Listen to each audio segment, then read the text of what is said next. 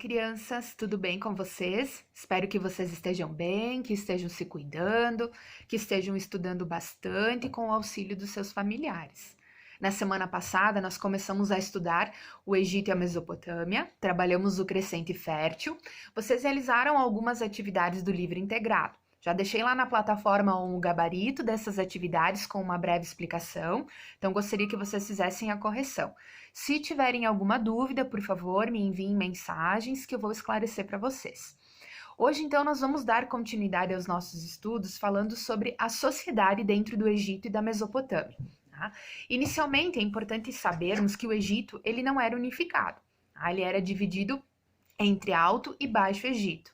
Ele foi unificado por um homem chamado Menés, quem recebeu o título de Faraó. Faraó significava rei de duas terras. Então, o rei do Alto e do Baixo Egito. Então, daqui vem o significado da palavra Faraó. Para que vocês possam compreender melhor esta questão, eu fiz e gostaria que vocês fizessem no caderno de vocês uma pirâmide. Tá?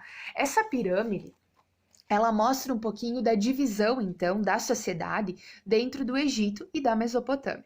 Começando com o Egito. Então, peguem no caderno de vocês o título Sociedade Hierarquizada. Por que hierarquizada? Porque existia uma hierarquia, algumas tarefas e atribuições próprias para determinadas classes sociais.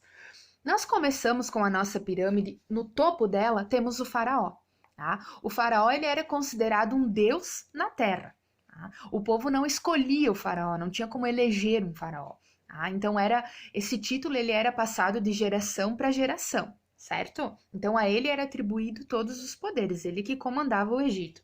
Abaixo, nós tínhamos os sacerdotes. Os sacerdotes eram responsáveis por todos os rituais religiosos, pela organização de festas religiosas, inclusive pela organização do funeral do faraó quando acontecia. Abaixo nós tínhamos então os militares, responsáveis pela segurança do reino, também pelas guerras. Os escribas eles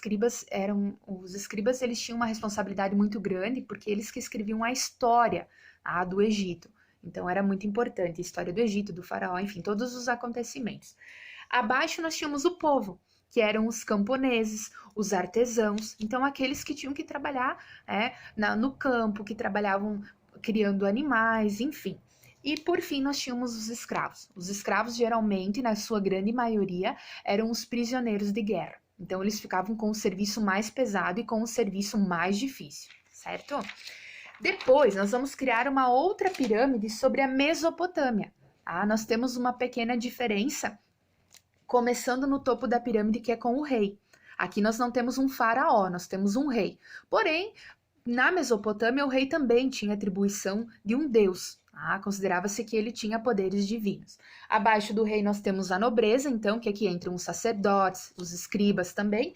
E abaixo nós temos, então, os camponeses e, por fim, os escravos. Lembrando que sempre os escravos ficavam com o trabalho mais pesado e o trabalho mais difícil, certo? Então, é importante que vocês criem essa pirâmide no caderno de vocês para compreender exatamente como funcionava a questão da divisão da sociedade dentro do Egito e da Mesopotâmia.